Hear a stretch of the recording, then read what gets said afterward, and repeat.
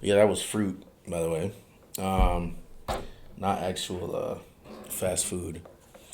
But first and foremost, like I said, or like I say, welcome to today's live stream.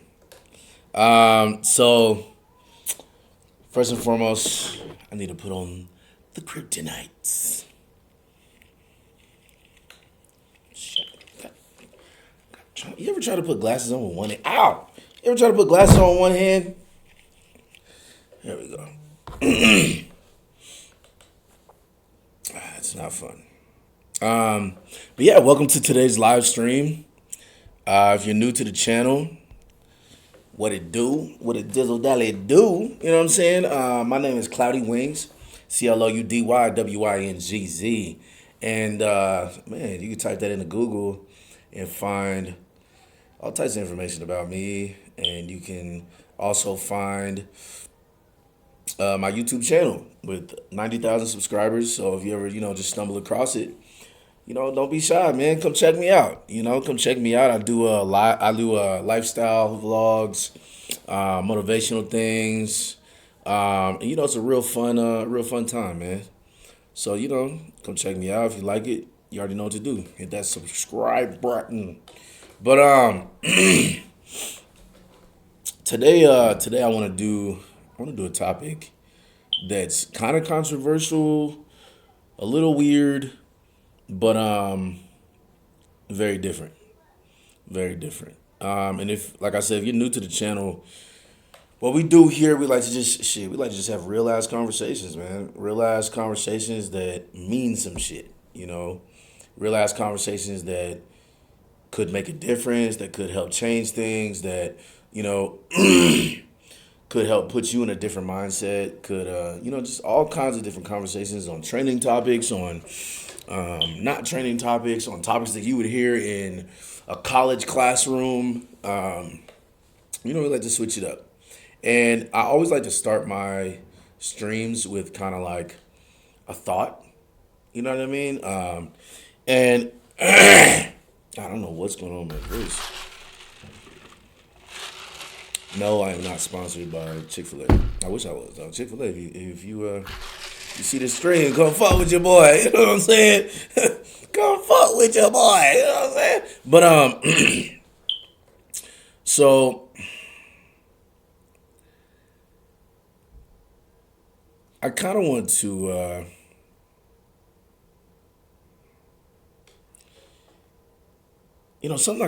something that's kind of like crossing my mind and kind of gave me like more of a reason to love life.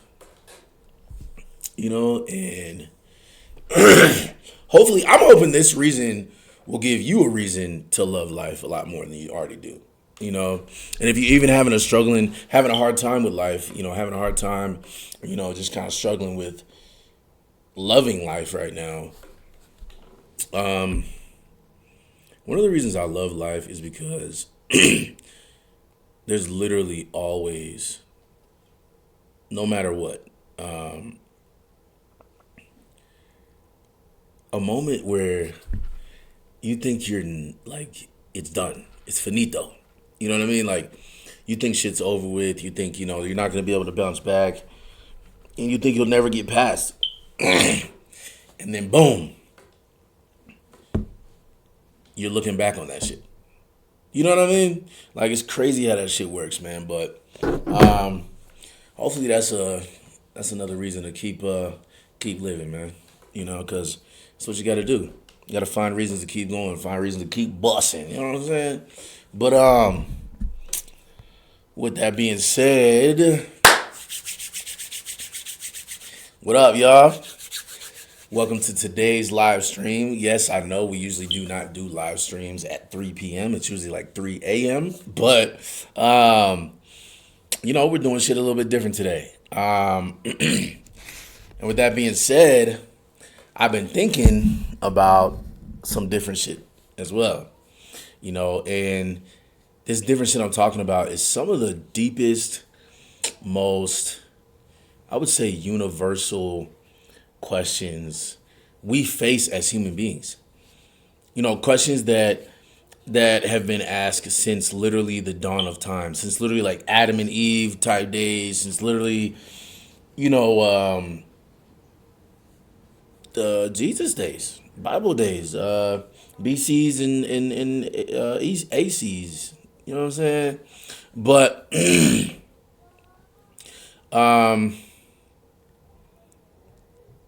and they're questions that we're still trying to answer today as human beings. And there are three ideas, basically. Let's put it like that.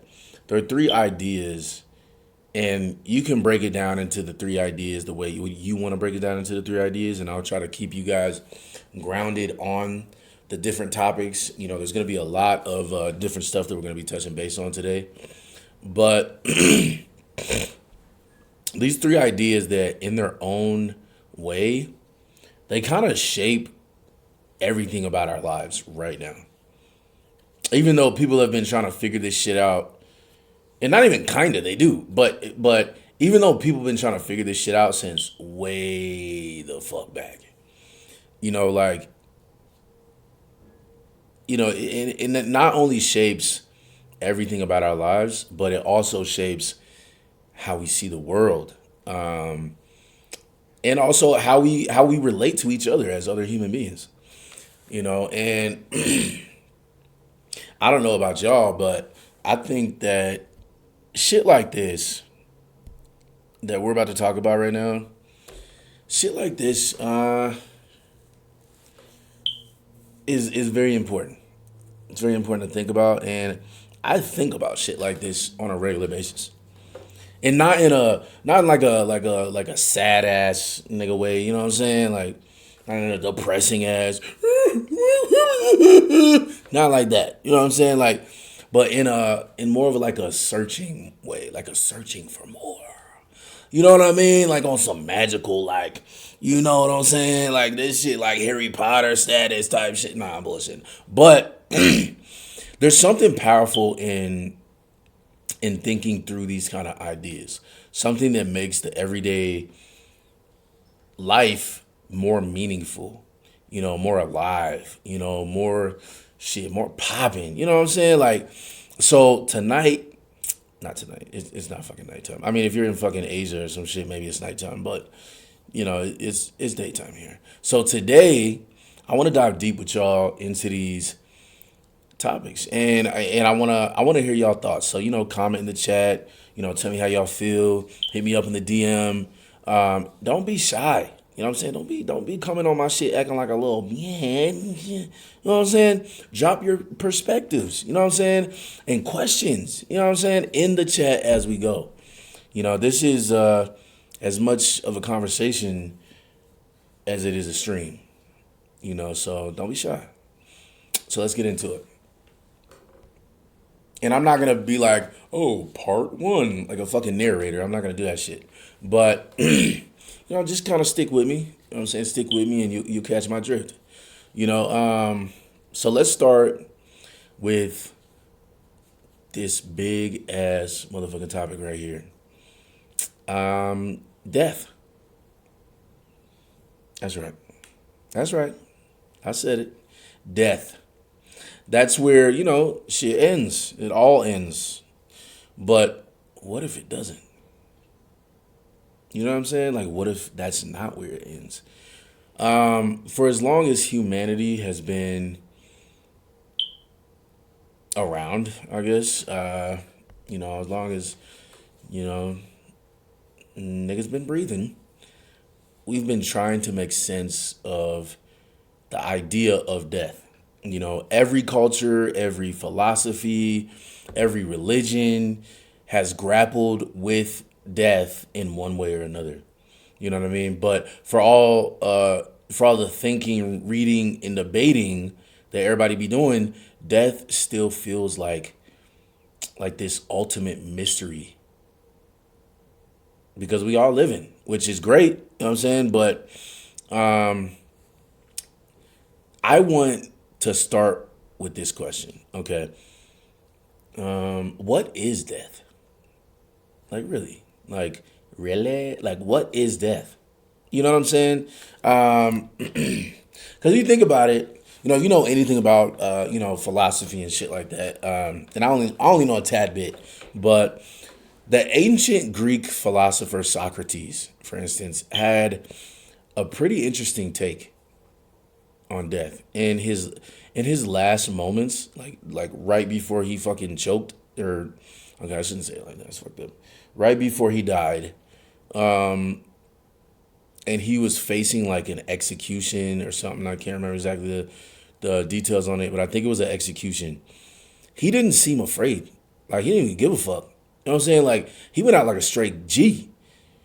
Like he he literally spent his last days arguing that death might not be the end of everything. And he was like, death may be the greatest of all blessings for a man, but who knows?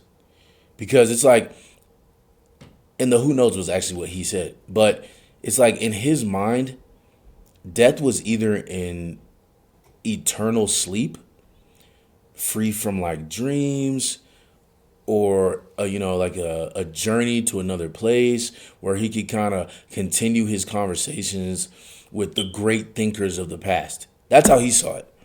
Either way, this dude was not scared of death, because to Socrates, death was like just another part of the cycle of life. Now, I know that's a lot to kind of wrap your head around. You know what I'm saying? Like, and I met some people who aren't afraid of death. Like, you know what I mean? Like that's normal. There's people who just like, I'm not scared of death. I'd rather not die right now. I'm planning on trying to do some shit. You know what I'm saying? But, if it happens, it happens. Some people think like that, right? And then there's other people who are very afraid of death. Like they're trying to literally make themselves immortal by eating healthy, working out, and all kinds of other things. And I'm not talking about people who just give a fuck about their health. I'm talking about actual billionaires and millionaires that are actively searching for different ways to stay alive longer and extend their lifespan. Now, not everyone started, started. Not everyone shared Socrates' like cool, calm, chill ass vibe when it came to death. Like people like Jean Paul Chartre, or however you say his name. I can't remember how to say his name, but he saw death as this ultimate like confrontation with nothingness. So for this Jean Paul guy, the knowledge. Don't we have like a singer named Jean Paul? No, Sean Paul, not Jean Paul. It was Sean Paul. Anyway, so for John Paul, the knowledge of our own mortality is what drives us to create meaning in life. In a world where there's more, where there's no, in a world where there's no, I guess, inherent purpose, our awareness of death pushes us to make our lives meaningful. And yeah, that's kind of, if you think about it, you know what I'm saying? Like, that's a little bit scary, you know what I'm saying? A little bit scary, you know what I'm saying? But it's also what makes life so precious.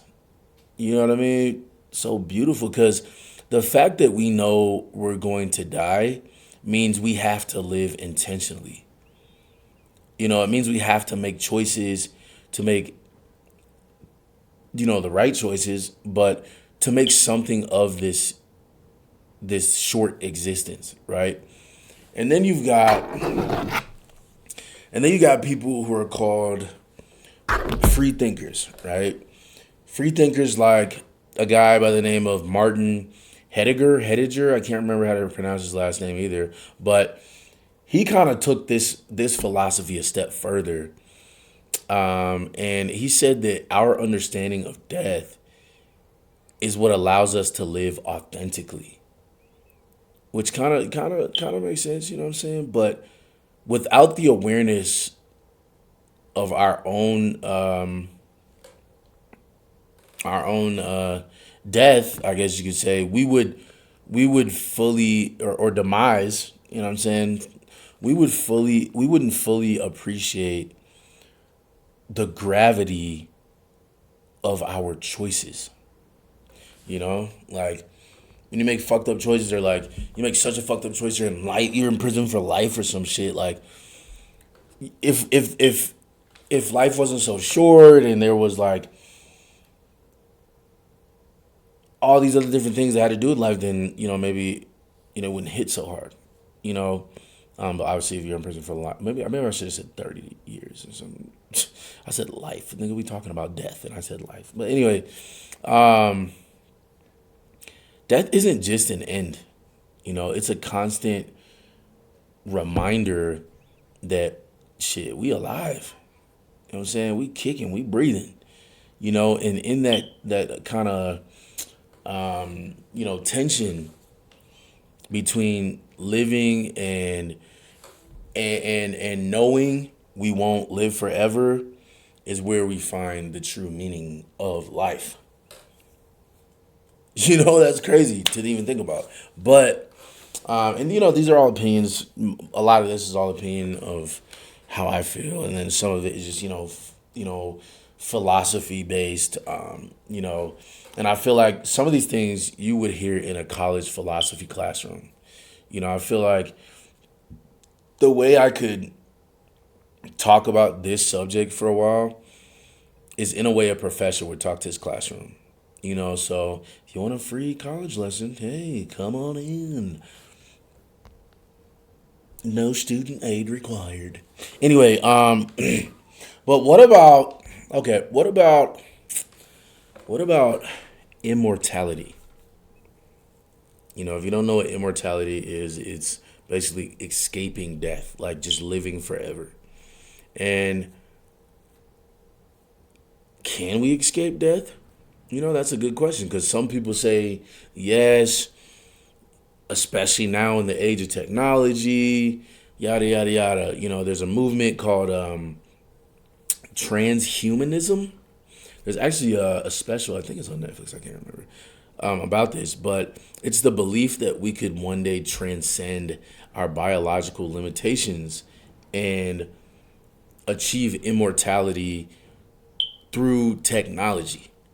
Like I don't know if you guys ever watched that one Austin Powers where like he's like cryogenically frozen in like this red juice, and he comes out like 20, 30, 40 years later or some shit, and he takes this like 20-minute piss. I don't know if y'all remember that. But anyway, it's kind of like that. And you can kind of think of things like uploading your mind into a computer. Wouldn't that be motherfucking crazy? Like the computer that I'm on live on right motherfucking now was me. You pop my top and he like, yo, what's good, my nigga? What's cracking? You know what I'm saying? Like, your computer would be fucking lit if it was me. So I suggest if I ever do get myself turned into a fucking computer, you get me. Don't get that bitch Siri. Don't get that bitch Alexa. Get me, Big Claddy. You know what I'm saying? Your whole life will be lit. For real, for real. Anyway, I'm taking this to a whole nother fucking realm. But think of that shit though. Like uploading your mind onto a computer. That's fucking wild. Or even like using biotechnology to kind of extend life indefinitely. It sounds like a movie Will Smith was in, or a movie that Denzel was in, or a movie that, damn,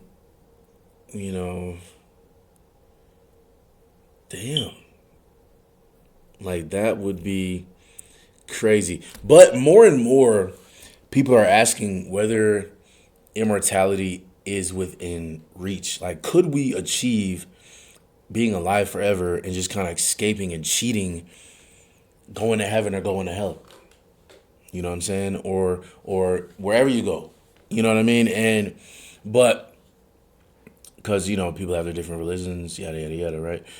And I don't think I'm going to ever touch on religion in any of my Twitches or live streams. But even if immortality was possible, who would even want it, right? I mean, obviously, there's going to be probably millions of people lined up to get hit with the immortality bug, right? And it's probably going to be expensive than a bitch. You know what I'm saying? Like, you probably going to have to be a Billy. You know what I'm saying? Be worth a Billy. You know what I'm saying? But even if immortality was possible, would we even want it? And I say we as we, like we the people, because the more I think about this shit, the more I kind of wonder, you know what I mean? And I mean, like, wouldn't the absence of death take away the urgency of life? Like, would we just become like these lazy, like, not give a fuck ass people that don't want legacies anymore, or don't want, God, just think about that. You know what I mean? Like, because it's part of what makes life so precious is death. That it has an expiration date. You know what I mean? Like, and without that, would we lose our sense of purpose? You know what I mean? Like, or maybe, would immortality simply become like another form of existence? One that's just as complicated and uncertain as the ones we know now. You know what I mean? Like life and death. You got life, death, and then immortality. And then who would be immortal? Like, because we've seen these movies, right? We've seen these movies where, not just vampire movies, nigga. I'm talking about like movies where, you know, the bad guy don't fucking die, or the fucking good guy don't fucking die. He's just around, you know? He's just fucking around, fucking bitches, flying around, fucking jumping from building to building, with his fucking wedgie and his fucking cape. But anyway,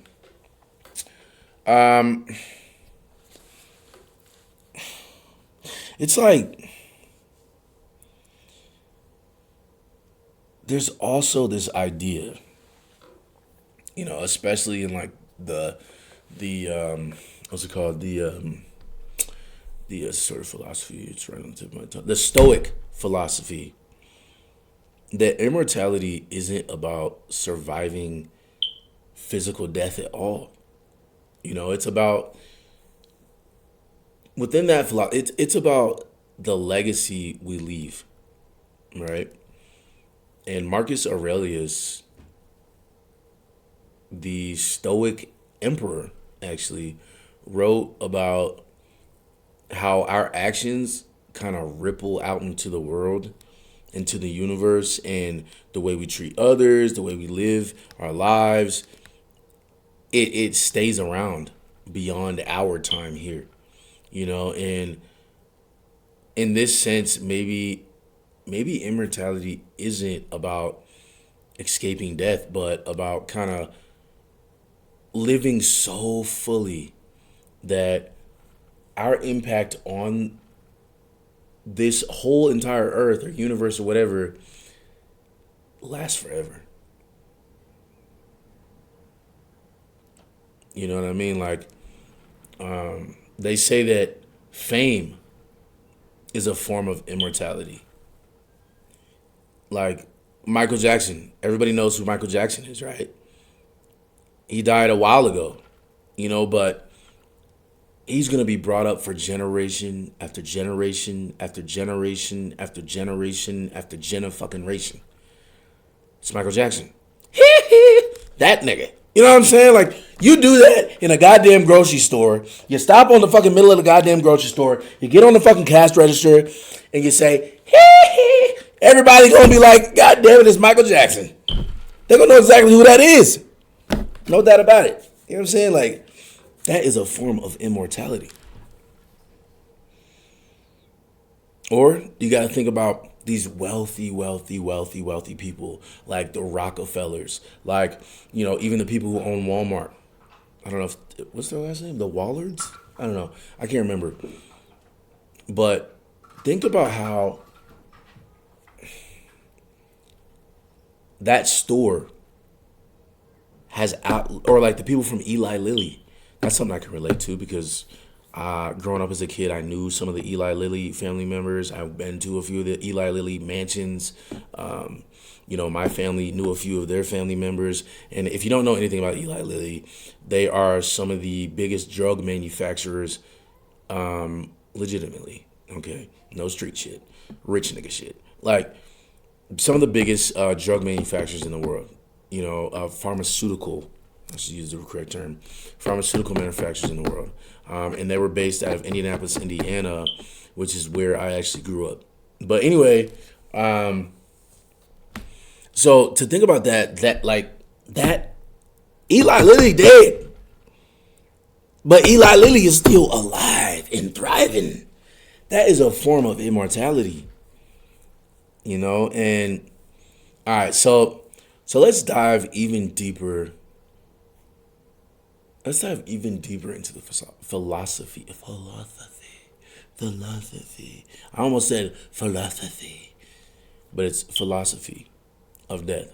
Let's dive in. And immortality, because I feel like there's way more we can explore. You know what I'm saying? And these type of topics, these super deep, like, topics, in a way demand depth because they're so tied to our sense of meaning, our sense of purpose, and how we kind of relate to the world. So it's kind of like if you touch on some shit like this, like actually like talk about death, not just a nigga dying or the funeral last week, then it's it's almost inevitable to have to jump in.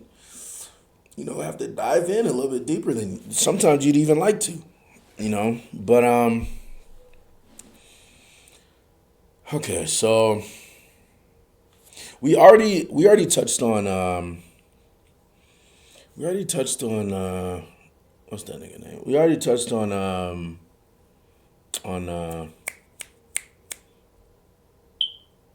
Socrates. We already touched on Socrates and his like tranquil, like cool, calm acceptance of death. But we also already talked about Sartre and his existential take. But the more we dive into this, the more complex and kind of intriguing shit starts to be. So, and especially when you start asking shit. You know what I mean? When you start asking questions like, what is death? I mean, like, we all know what it is in a physical sense, right? But our bodies stop functioning, the heart ceases to beat, the brain shuts down. Although we know all that, there's still like this mysterious feeling about it.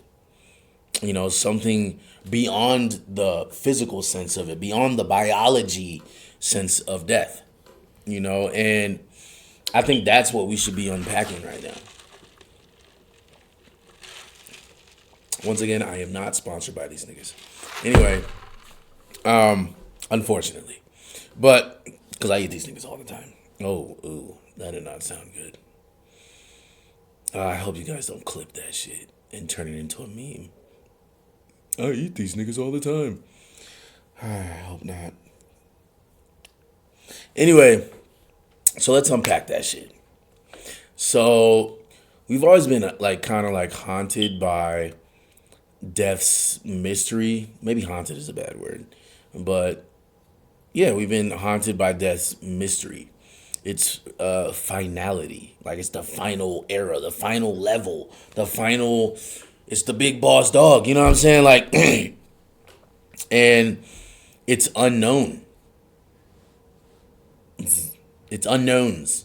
And that's one of the biggest challenges philosophers have grappled with over the years, like or centuries. Shit, how do we make sense of something we can never truly experience until we're dead? Like there's like this. It's almost like irony. That's very ironic that we're all going to die, and yet we can never know what death actually is from the inside. Like we can't like fathom it, but we're all gonna go through it eventually. This is crazy. And now, remember I was talking earlier about thinkers. Like there's people who are like super thinkers. They're known to be thinkers. Um, and one of the guys I brought up earlier was Hediger, I think his name was. I can't remember exactly how to say it, but yeah, we'll go with Hediger for now. Hediger, in his work, Being in Time, which was the title of his work, right?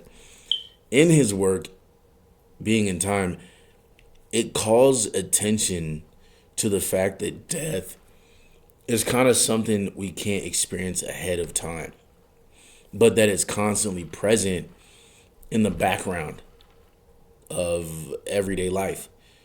And he kind of calls this, he calls this our, what do you say, being toward death.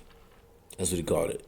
He argued that death isn't just an event that happens to us.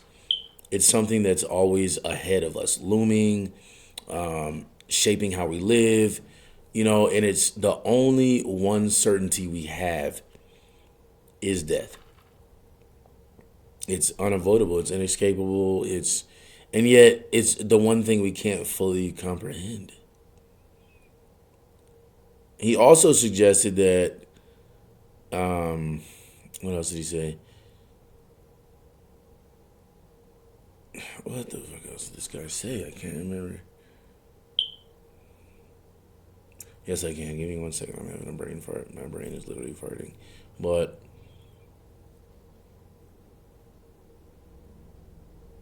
oh yeah, he did say that. He did say that death is kind of like the ultimate possibility, a way of, a way of, yeah, Christ, a way of kind of understanding the limits of life, basically, or like the limits of our existence. And for him, it's not just about dying. It's about knowing that we will die, which pushes us to live more more real. You know what I'm saying? And in fact, he believes it's only when we confront. What did he say? He said it's only when we confront our own mortality that we can truly live with purpose.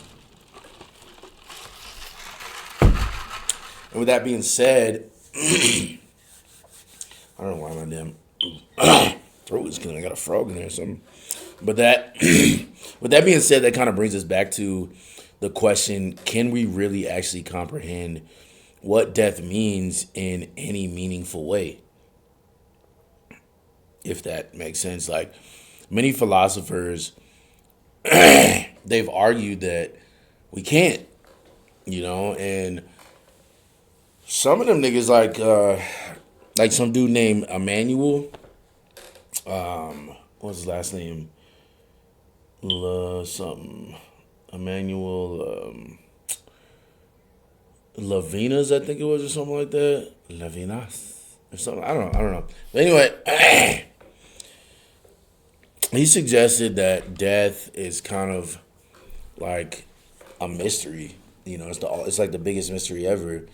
And he suggested that it was something beyond comprehension, which leaves us in a state of unknowing.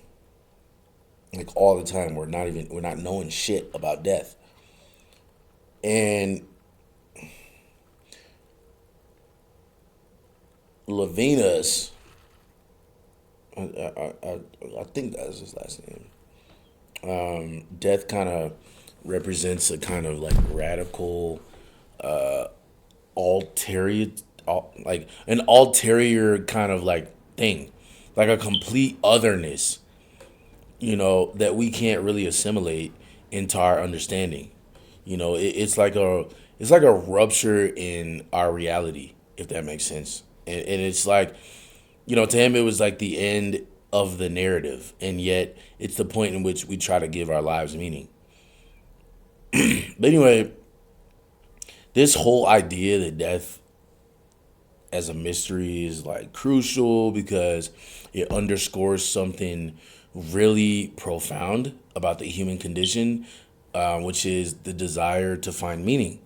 The desire to find purpose, and even immortality. In the face of what we know is an end, although it's an eventful end, it's still an end. All right, so let's talk about immortality. Let's talk about immortality. Um, when we think of immortality, many of us kind of picture a physical immortality, like, what I mean, like a state where the body never decays, the body never gets old, the body never dies. Maybe like a vampire, like I said earlier, or some kind of immortal being. And or we think about the idea of eternal life in like religious or spiritual terms, where the soul lives on past the body, far longer than the body, and but freed from the body's constraints.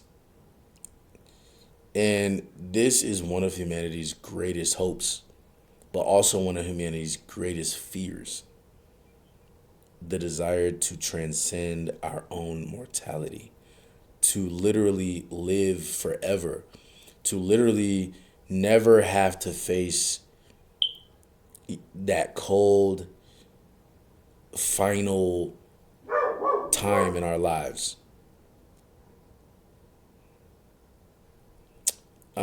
But but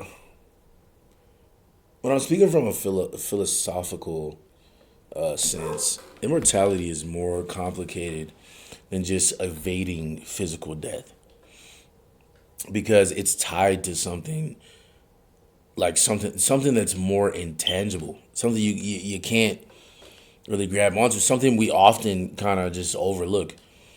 It's not just about continuing to live forever. It's not just about that, but it's more so about what kind of life we would have if we did live forever. If we could live forever, would we still find meaning in our existence? Would life lose its urgency, its beauty? Would immortality make us more fulfilled, or would it strip us kind of our sense of purpose? And this question about immortality has been asked for thousands of years, thousands, and the answers a lot of the times reflect different shit. Like different meanings, different thoughts, different whatever of what it means to be human. So with that being said, man, yeah, right now we get down. I'm gonna take a quick snack break, and I would love if you do the same. Take a quick snack break. Get comfortable. I know it's Saturday. You know, hopefully you are able to get comfortable. Hopefully you're not a busy bee too much right now. But if you are watching me and you're a busy bee, even more appreciation to you. But if you're just relaxing, maxing, and relaxing, I still appreciate you for sure. But if you're just maxing and relaxing, man, get comfortable. Grab a snack, grab a drink, because we've got a serious conversation to be had. And I'm really excited about it. And I cannot wait to keep it going. With that being said, I'm going to take a quick break, and we will get right back to it. Peace.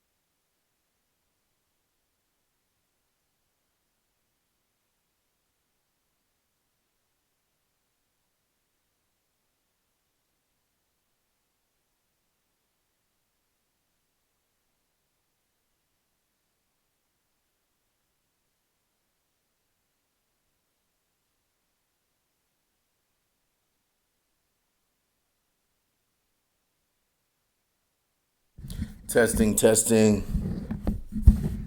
1, 2. Testing, testing. 1, 2.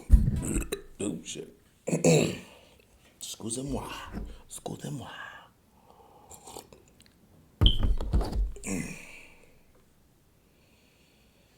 Okay.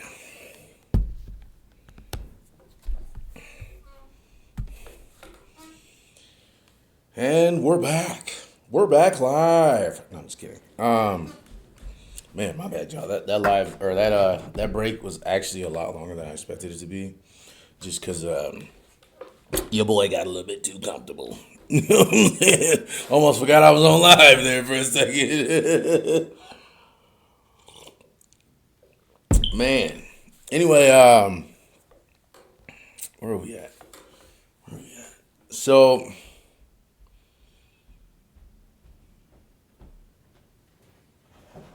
this question of immortality has been asked for thousands and thousands and thousands of years.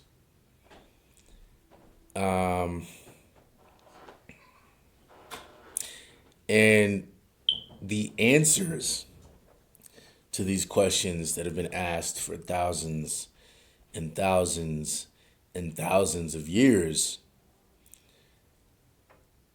usually reflect,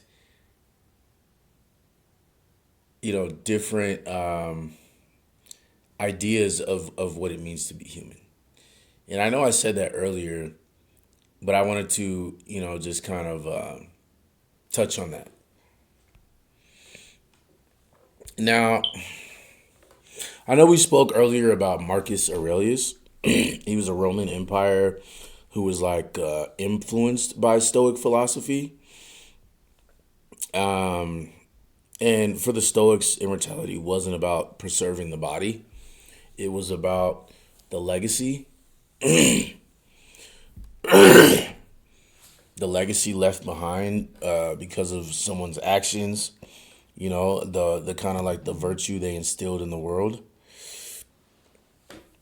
And the Stoics saw death as like, they didn't see it as an end. They saw it kind of like just a part of a cycle. And I know I said all this earlier, but I wanted to, touch base and, let you guys, remember where we were. But speaking on this Marcus Aurelius guy, rather than kind of like clinging on to the idea of eternal life, this guy, Marcus, and the Stoics would say that immortality comes in how we live. It comes in, kind of like the actions we take, the impact we make, on other people, and how we kind of cultivate, cultivate virtues like wisdom, like virtues like justice, virtues like courage. You know what I'm saying? Like, in this way, our legacy lives on in the people we influence, and the good we do and the way we shape the world long after our bodies are gone. So if, for instance, to kind of like, I don't know, I guess in modern day terms, like if you were an influencer, if you were an influencer when you were alive, right, and you had millions of followers, and this huge guy, like if you wore pink Nikes with fur on them, about 1 million other people are gonna wear pink Nikes with fur on them. You're influencing people, right? But now, if you go climb the Empire State Building and put your butthole on the end, off the edge, and you take a poop, and then it falls down and kills somebody, and then you got 1 million other people doing that shit, your legacy, after you die, ain't gonna be shit, literally. So, I don't even know where I was going with that. I kind of just wanted to, I don't know. I'm I'm just glad you guys don't have to live with what I live with up here. That's all I gotta say about that. But anyway, uh, when our bodies are gone, they kind of their idea, their philosophy was that it's about the way we shape the world. You know, and there's something beautifully humbling in this idea of immortality. And it's because it's like it's not in trying to escape death, but in accepting it and in making our lives matter by how we interact with the world and with others. And it's kind of like the Stoics were saying, live in such a way that your actions will outlast your time on Earth. It's crazy. Fucking crazy. On the flip side, though, Eastern philosophies. And when I say Eastern philosophies, I'm talking about shit like, and not like East Side, nigga, what? No, I'm talking about Eastern Hemisphere type shit, I think, right? I don't know. Anyway, Eastern philosophies, particularly, Hinduism, shit like things like Buddhism, um, Taoism, I think you say it like that. They present like a super different view of immortality. You know, because in that shit, like the body isn't seen as the end all. Instead, immortality is tied to the soul or to the eternal essence that transcends the individual. If that makes sense. And to kind of touch on each one of those philosophies, Hinduism, Buddhism, and Taoism. In Hinduism, there's the concept of Atman, which is the eternal self, and this eternal self is apparently the part of the universal soul, or what they like to call Brahman. And according to Hindu thought, while our bodies are temporary, the true essence of who we are, our consciousness, our soul, yada, yada, yada, never dies. It's reincarnated in different forms, like shit, you could basically be Bambi, and still be you. You know what I'm saying? You could be a honey badger or some shit and still be you. You know what I mean? Like, you could be Smokey the Bear fighting forest fires, and still be yourself. You know what I'm saying? But, or McGruff. Man, talk about nostalgia right there. McGruff and Smokey the Bear? What? What? But anyway, in Hinduism, your consciousness and your soul never dies, right? And you're reincarnated into these different things, but it's continuing the cycle of life. Not only the cycle of life, though, the cycle of death and the cycle of rebirth, which is also known as what do they say in Hinduism? Samsara, I think, something like that. Samsara, which is and rebirth until the soul gets like this freedom, kind of, or what they like to call moksha, or I think. Like, if I'm butchering this shit, man, please, somebody come into the chat and check my ass. You know what I'm saying? Like, straight up. Check the fuck out of me.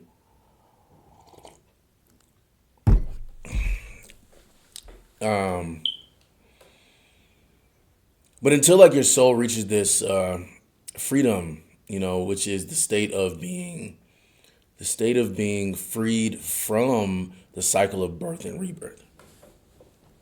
And with this view, immortality isn't just about like physical endurance, but it's about the soul's return to its, for lack of a better term, like divine source.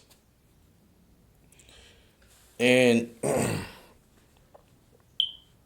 kind of like the same kind of viewpoint in Buddhism. Buddhism, you know what I'm saying?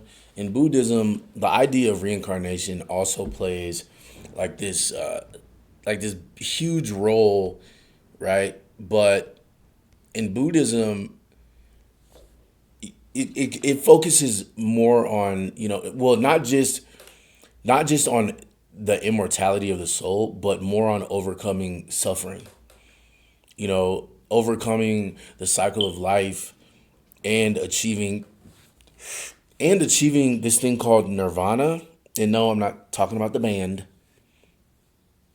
but nirvana, which is the state of enlightenment and liberation from the cycle of samsara, freedom from desire, suffering, and attachment. It's like kind of like a form of transcendence, but not a physical immortality in the traditional sense. And for Buddhists, immortality is kind of it's kind of less about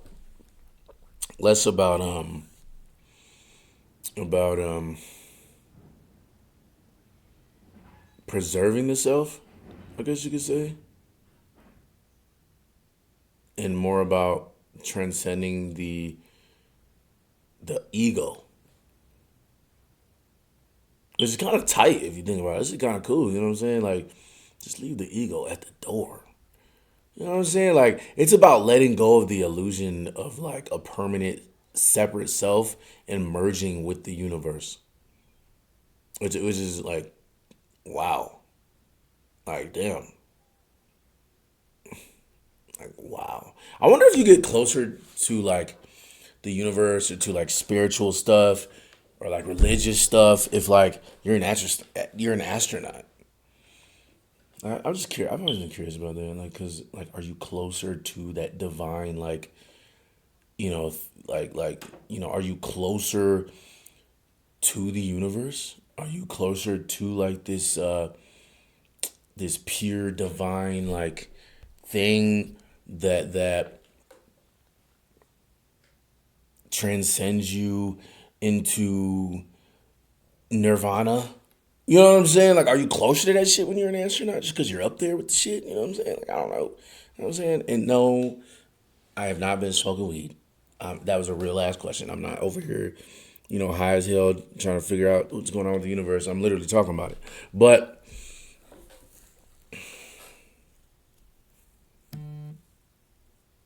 now, we're living in like this age right now where the concept of immortality is being brought up from a technological standpoint. When you think about transhumanism, which envisions like a future where we can enhance the human body and technology to live indefinitely, whether through genetic engineering, cybernetic implants, or even the crazy ass idea of uploading our minds into machines. But it's kind of like this dream of escaping death is now being actively pursued in laboratories all across the world. And on one hand, you got, this thing where transhumanism presents the like this almost utopian ideal where we can break free of the natural limitations of our bodies, right? And that's cool, but imagine a world where diseases are eradicated, like they're wiped out and aging is reversed and death can be literally avoided through technological advances and shit. Some even suggest that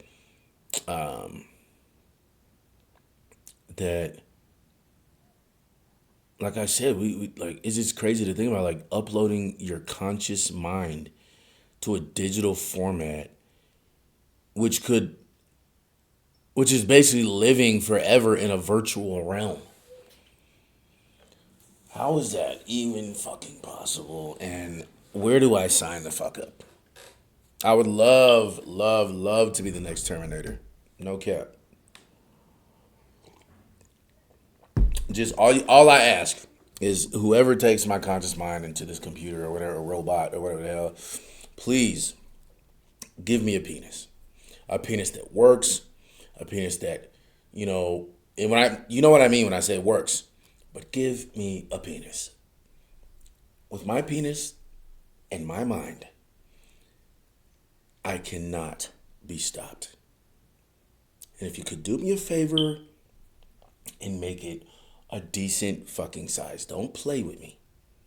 Okay? Okay. Anyway,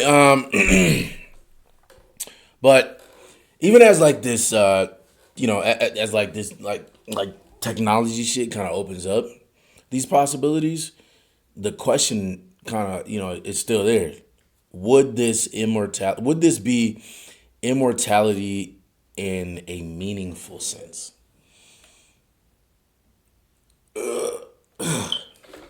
Would this be immortality in a meaningful sense, or would it be a kind of hollow type vibe, like a hollow existence? Could consciousness, our sense of self, and all that shit truly exist without the embodied experience of being human? Or would it lose something essential, something irreducible about what it means to live and die as a human being? Like, you just don't know and you never know. And there's something fascinating about this kind of like intersection between technology and mortality. It's like we've almost come full. I mean, if they start putting niggas in robots, we've literally come full circle. There is no gaps between technology and immortality. No gaps. From ancient myths and religious teachings about immortality to a future where we might try to create immortality ourselves, there's no gaps. There's no gaps. But at the core of it though, the same question kind of continues. What makes life meaningful? What makes life meaningful? Is it purpose? Is it our ability to live forever? Is it the knowledge that our time is limited that makes our actions, our relationships, and our like special moments truly significant? And that's a damn good motherfucking question, man. Damn good question. So as we kind of continue to explore all this shit, all these ideas and all this shit, like whether through the lens of ancient philosophy, religious teachings, and like or the cutting this like kind of cutting edge possibility of modern science, it's still clear that the philosophy of death and immortality will always be like this deep, complex, and evolving discussion. I mean, if you think about it, the very mystery of death is what pushes us to live with purpose. But anyway, I kind of, okay, so maybe I will kind of tell you guys the sections. So that was one section right there of today's live, right? But every section kind of ties in a little bit together, but not so much. But I wanted to have a discussion that would maybe come first full circle at the end of the live stream. Because, actually, we'll get into those thoughts later. So, with that being said, let's go ahead and switch gears. Let's switch gears. Let's switch gears and talk about morality, not immortality. Morality, like Kendrick Lamar, Mr. Morale. You know what I'm saying? Like specifically how our sense of right and wrong has evolved over time, and I think it has. I think it has in certain aspects of life right now because these YNs with their switches and and their their whipple sticks or whatever the hell that shit's called. I'm not a YN, so I don't know. Their whippets, their switches and their whippets. You know what I'm saying? I sound old as hell. You know, a lot of shit. Kind of changed. And at first, when you first like think about the shit, morality might seem like a set of universal rules, kind of, right? Don't steal, don't kill, don't lie, and that's cool. But those are some of the basic principles most of us can agree on, right? Most of us. You know what I'm saying?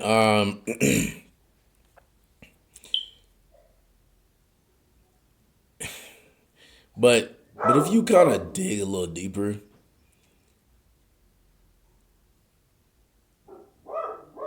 you'll see that morality isn't nearly as fixed as it sometimes seems. It isn't. Sorry, my pit bull puppy is barking in the backyard, and he's barking his head off like a fucking idiot. So I'm gonna let his little butt in real quick. Give me 1 second.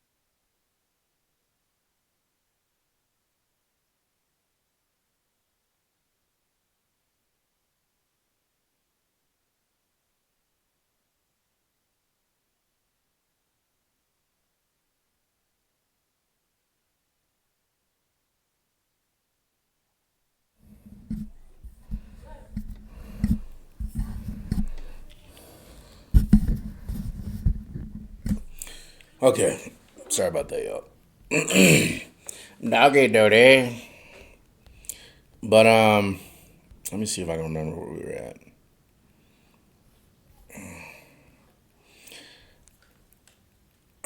I think I kind of just introduced the next part of our discussion today, and ooh, good God, I have Pitbull here in on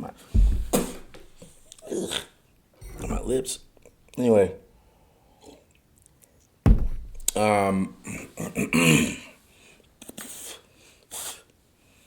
sorry. Yuck. Anyway, love my dog, but I'm not trying to have his hair in my mouth.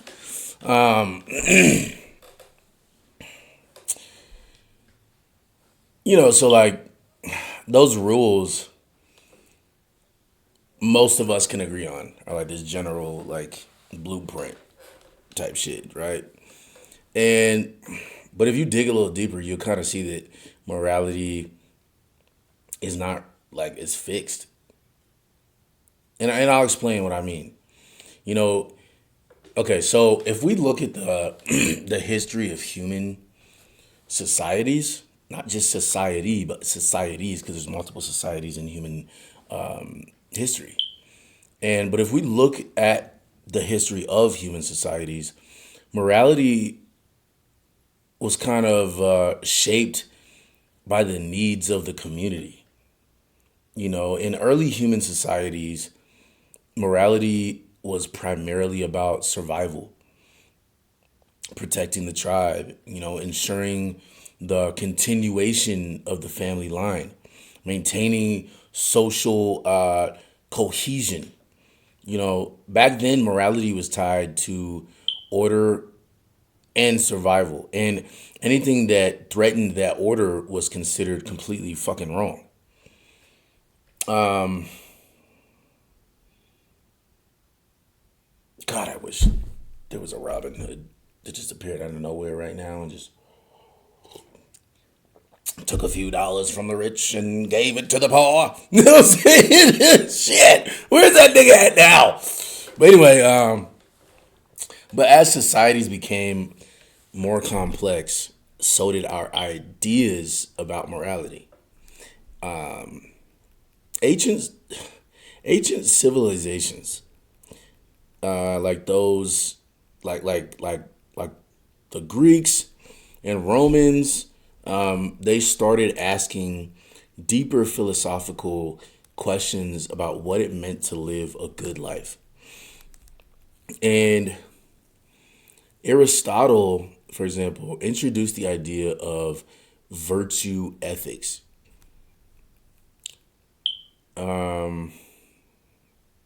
Okay, virtue ethics. That moral behavior isn't about following a set of rules, but about kind of cultivating virtues like courage, wisdom, justice, yada yada yada. And in his viewpoint, morality was less about avoiding harm and more about developing the kind of character that leads to, lack of a better term, like a flourishing life. But if you fast forward to the Enlightenment in the 17th and 18th centuries, thinkers were pushing the boundaries. And I know I mentioned thinkers earlier, but in the 17th and 18th centuries, thinkers were pushing the boundaries, and I'm trying to think of a few thinkers from back then. A few of the homies. I'm just kidding, but a few thinkers would be someone like a guy named Immanuel Kant, but he sure did, and another guy, John Stewart. I think his last name was Miller or Mill or something like that. But anyway, both of those guys kind of started pushing the boundaries of morality way further than it's ever been pushed back then, right? And the guy Kant, he argued that moral actions must be guided by universal principles, rules that apply to everyone, everywhere. And his famous imperative asks us to act in such a way that we would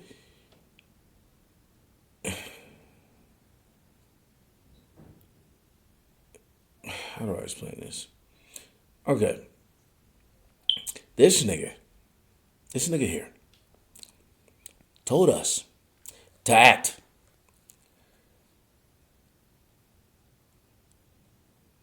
That we could put our actions or make our actions a universal law. Basically, to treat others as ends in themselves, not just as a means to an end. That one's rough. I know, guys, that one is rough. But the other guy, Mill, on the other hand, introduced a lot of other different shit. You know, like the idea that the best action is the one that maximizes happiness for the greater number, for the greatest number of people. That's a completely different viewpoint. And this was a kind of like a shift away from, the abstract principles and toward practical consequences, which is more important, the individual or the collective, which is more important, For Mill, the answer was pretty fucking clear. Said that society's well-being has to come first. So if you think about it, Mill was he was for the people. He was, I think, it sounds like it anyway. Shit. Anyway, now if you fast forward to today, right now in 2025, you'll see that morality has continued to evolve. We've kind of expanded the scope. We kind of expanded the scope of moral concern way beyond like personal behavior to include, we did it to include things like social justice, environmental sustainability, and global inequality.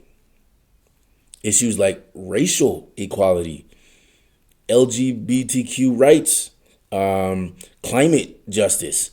These have all become huge debates in our day and age, right? But here's the catch. Morality isn't as universally agreed upon as we might think. Some people believe that morality is rooted in universal truths, things that are inherently right or wrong, no matter where you are or who you are, right? And others argue that morality is relative. What's right depends on culture, context, and things like personal belief. For instance, in the Western world, the idea of human rights has kind of become a major moral pillar. We believe that all people have certain inalienable rights. Like you cannot deny these people their rights, right? Regardless of where they live, or what color they be or what culture they belong to. But even if this concept is constantly challenged by different, cultural norms, religious beliefs, and shit like historical context. That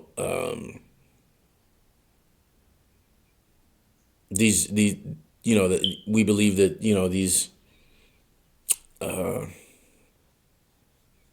these rights do exist,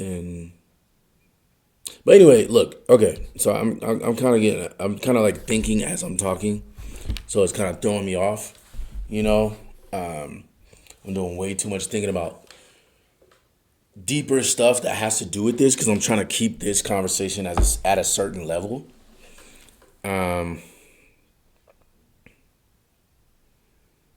So what does morality look like in your life? It's a good thing to kind of envision right now. So, because in a world where we constantly like fight over what's right and wrong, how do you decide where to stand? Like, what side do you stand on? You know what I'm saying? And how do you make that decision? Because it's a complex web of values that compete with each other. And I think that's the part of what makes these discussions so endlessly just intriguing, fascinating, interesting, and yeah, yeah, man. Now let's wrap shit up. Let's wrap shit up with something a little more, for lack of a better term, intimate. Yeah, let's wrap shit up with some intimate shit. And intimacy doesn't always mean sex, right? But let's talk about home. You know, they say home is where the heart is, and the idea of home is one of those concepts that can kind of feel both universal but also deeply personal, but depending on where you're coming from, you know. So we talk a lot about home as like this physical place, but I like that would be the house, but even if you talk about it as a physical place, like the house we grew up in, the city we're where we were born, the country we live in. But if you think about it, home is also like a state of mind. It's a feeling of belonging, basically. Like, I belong here. This is my home. It's the place where you feel at peace. Where you're not just existing, but where you're truly alive. Home is where you feel understood, where you feel like I said, like you belong. And a lot of people get it misconstrued when they kind of blur the lines between home and house. House is the building, right? But the home.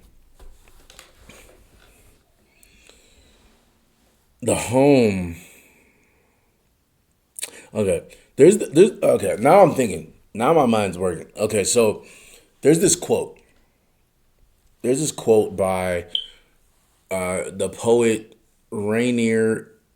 What the fuck? Rainier Maria or Marla? I think and her last name is Reich. So Rainier Maria Reich, famous poet, and the quote said, "You are home when you're fully yourself."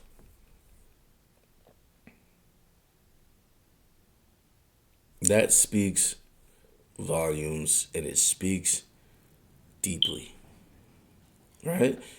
Home isn't just a place on a map, it's a place inside of us. It's the comfort of being when you like when you just it's the comfort of being comfortable, It's the comfort of being who you really are without pretense, without hiding. It's the feeling that you're not just physically settled in, but emotionally and spiritually at ease. You know, um,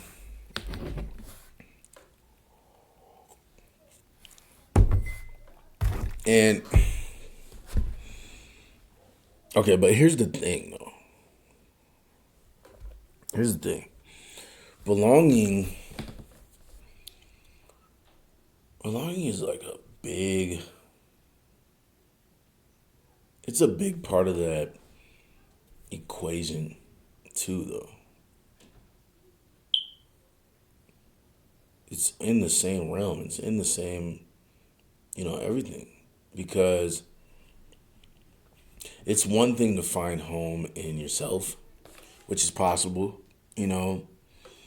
But as human beings, we're fundamentally social creatures. We don't just crave connection. We need it. Like it's mandatory to have some sort of connection with somebody. And belonging is just as deep. Almost unspoken. It's like an almost unspoken need to be a part of something bigger than you or me, something bigger than ourselves, And it's that kind of sense of being understood too, of being embraced, by either a community or a group of people who just accept us as who the fuck we are. You know what I'm saying? Without any judgment. And that could be considered as home, but here's where the shit gets tricky. Belonging can be both liberating but also suffocating. It can.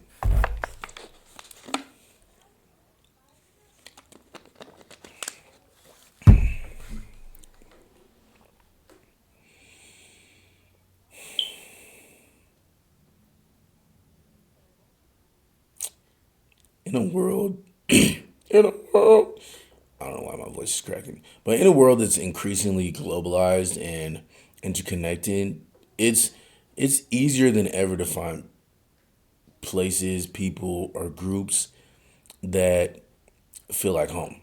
It's pretty easy to, find something that feels like home. But sometimes these connections can feel like they're forcing us forcing us into a certain mold, kind of asking us to conform or be something we're not.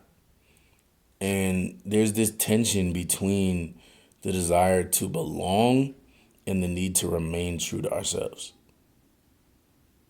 but also to be ourselves and to belong. There's tension there.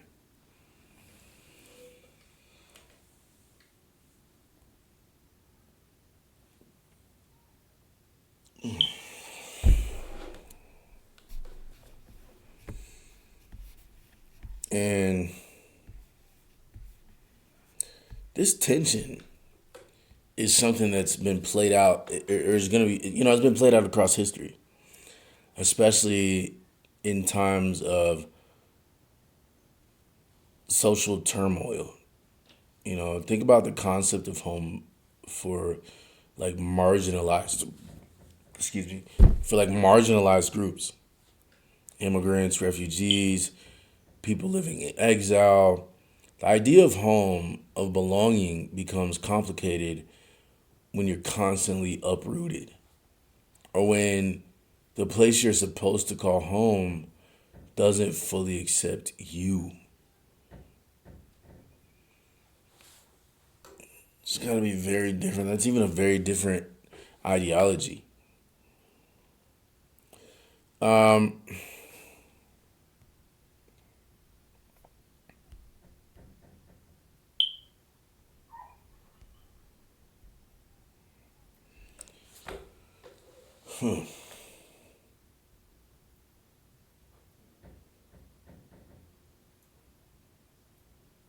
the other day, I was kind of thinking about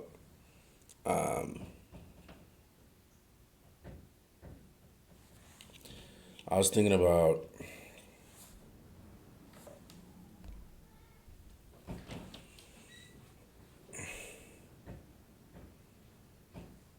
a concept. I was thinking about a concept, and it was the concept of rootlessness. In sociology and psychology, the feeling of being displaced, of not having like a solid ground beneath you. And for some, this feeling of dislocation can be a fucked up feeling. Like it can be devastating because it's not just about geography, it's about identity. If where you live doesn't feel like home, if you don't feel accepted or seen for who you are, you can kind of start to feel like you're floating in the world without a place to stand. But at the same time, this idea of rootlessness can be kind of freeing for others, liberating. Because if you think of artists, travelers, or spiritual seekers who reject the traditional idea of home and kind of embrace the freedom of movement, of wandering, of, forging their own sense of belonging wherever they go, for some people, home isn't a fixed place. It's the ability to build meaningful connections in any environment, It's also it's also about finding pieces of home in different experiences, different cultures, and different people. Okay, so for example, the rise of digital nomads in the 21st century. People who, thanks to technology, no longer need to be tied down to a physical location. They can create homes wherever they are in the world, from a beach in Bali to a cafe in Paris. Their sense of belonging is built through connections that transcend geographic boundaries. For them, home is more of it's more about the relationships they have built over the years, but it's also about the spaces they cannot mentally and emotionally inhabit. Or not cannot, but they inhabit. They mentally and emotionally inhabit. Rather than a specific physical place. Which reminds me of this guy I met. What the hell? Which reminds me of this guy I met at the airport one time. He was we were waiting on our planes to board and shit, and we were kind of chopping it up. And he just told me a story and how he currently lives in, or no, he was living in Australia, but he's moving to, I think, California at the time. And he was telling me how he doesn't have any kids, he hardly has any family. He just kind of gets up and goes, man. And he just lives with one little bag and travels the world. Buys plane tickets to this place, to this place, to that place, out of the country, and just goes backpacking or lives out of his backpack or whatever case may be. And I was like, man, that's really fucking interesting.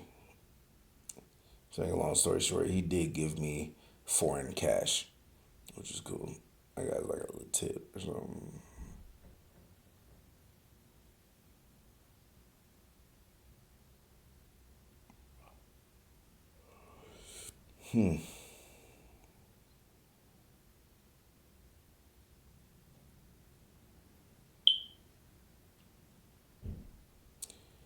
I got absolutely no sleep last night. Literally, no sleep whatsoever last night. So,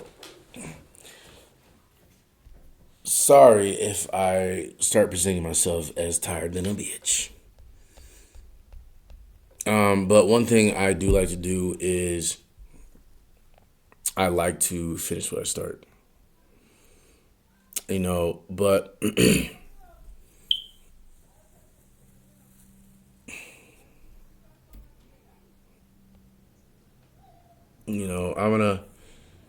I will finish where I have started. You know, but when we're talking about belonging, you know, uh,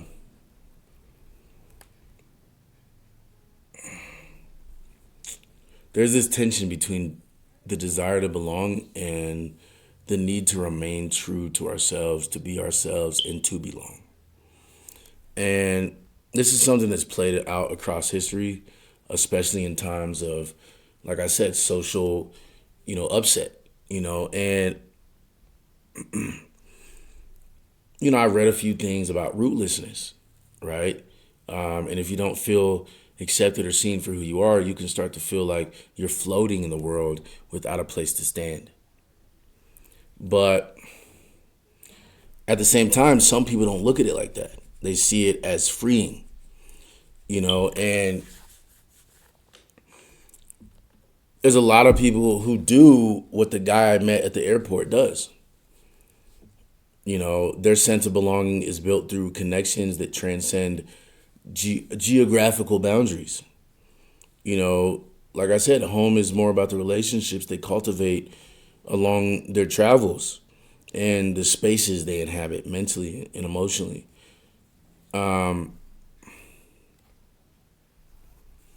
But for most people, or I don't even say most people, but for a lot of people, the need for a physical home still holds weight. You know what I mean? It's not just about the four walls and all that shit. It's about the history those walls have. The memories that are kind of drawn into the place.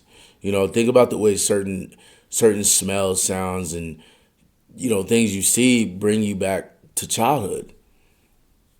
It's very different. And that's a part of home's power. It's a container for your life, basically, a place where you can be with your past, with your present, and in a way your future. And when I think about that, I think about how much of our identity is tied to our sense of home. When you leave the town or city you grew up in, you don't just leave a physical location, you leave kind of a part of yourself behind. And that's why coming back to visit your hometown can a lot of the times feel like stepping into like a time capsule type shit. Like you're almost re-meeting a version of yourself from another life, but at the same time there's something bittersweet about it. Because we're never really exactly the same person we were when we left home. Because home changes, but so do we. Everything changes up in this bitch. And this is where the concept of belonging really intersects with our discussions of death and immortality. If we think about the fleeting nature of our lives, about how we know deep down that one day we'll no longer walk this earth, and it becomes clear that our need for belonging is also a search of meaning, for connection that transcends time. We want to leave a mark, a mark, a legacy, a sense of home for those who come after us, whether it's through our families, our friendships, our jobs, or our communities. We hope that when we're gone, there will be something of us left behind. Something. And not just anything, but something that says, I was here. Like this was my domain. And and a part of us will continue in the spaces we occupied, in the relationships we nurtured, and in the ways we contributed to the world for a long time to come. Now, sometimes you got to think like, but what happens when we feel that we don't belong anywhere? Because there's people who feel that way. And like I told you, I've been a Rolling Stone living in different cities and states for a long time now. But, what happens when home feels like an elusive idea? Something kind of just out of reach, like you just cannot grasp it. This is a struggle that a lot of people face, especially since everything seems to kind of be shifting into this other space and they're doing it quickly.